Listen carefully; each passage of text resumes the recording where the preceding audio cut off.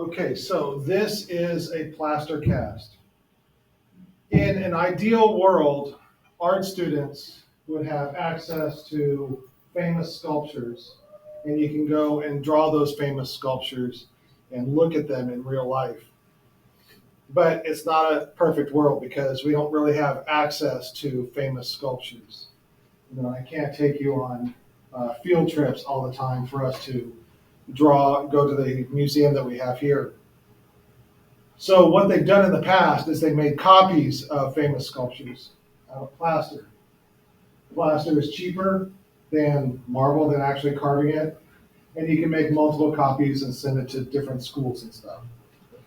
So I have a collection of plaster casts in the closet, and your assignment is to take one of these out, set it up, and draw it. Or you can take photographs of it and work from the photographs. Now, these plaster casts are very fragile. So when you do carry it, hold it like a baby, because it's very difficult to get new plaster casts. And they are a cheaper, by far a cheaper alternative than the original, but they are still expensive. And so breaking a plaster cast would be a bad thing. So make sure that when you bring one out, you carry it like a baby. And when you're going through the doorway, through the closet, make sure that nobody's on the other side. Right? So just be patient, wait for somebody to come through. So let me show you how artists use plaster casts, specifically art students. So on my Pinterest page, I've collected drawings of plaster casts and also photographs of plaster casts and real sculptures. But like this one right here is a plaster cast of a sculpture. And you can go to my Pinterest page, or you can just, go to Google and do plaster cast drawing, and then use the images, and it will bring up plaster cast drawings. And this is a way that artists have been trained how to draw for hundreds of years. So this is what we're going to do. Now, these plaster casts will have a very basic background. For example, let's take this one right here, or let's go back into my Pinterest page. So the background can either be just like a flat black, or it can be a very dark background, or it can just fade from like a darker to a lighter.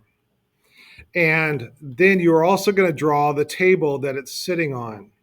But what you're going to focus on is the shadows that these are. These are all in white so that we can see the shadows very clearly. You can take this plaster cast outside in the sun and take a picture of it in the sun.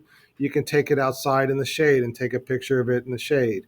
We can take the blinds off the door.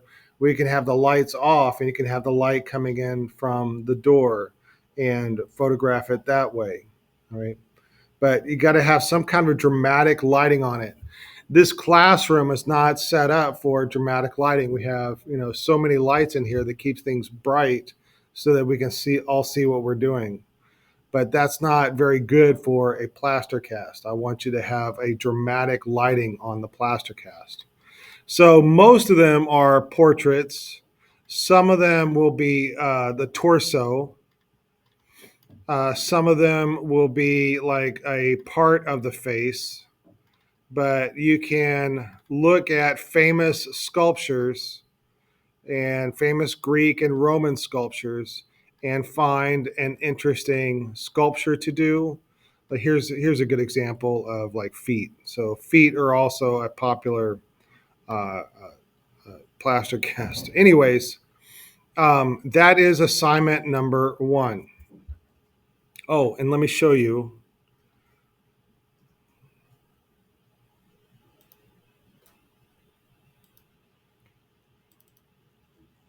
what my students have done.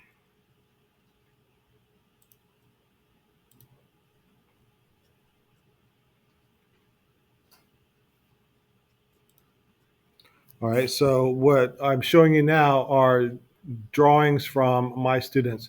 The best medium for this is charcoal. So you can draw with charcoal. You can do pencil. You can do any medium. You can do paint, colored pencil. All right. Does anybody have any questions about this assignment? It's pretty straightforward, self explanatory. All right.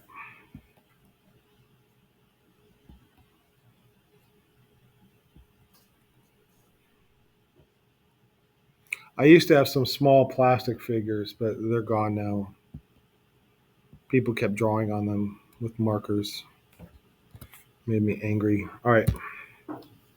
That's assignment number 1.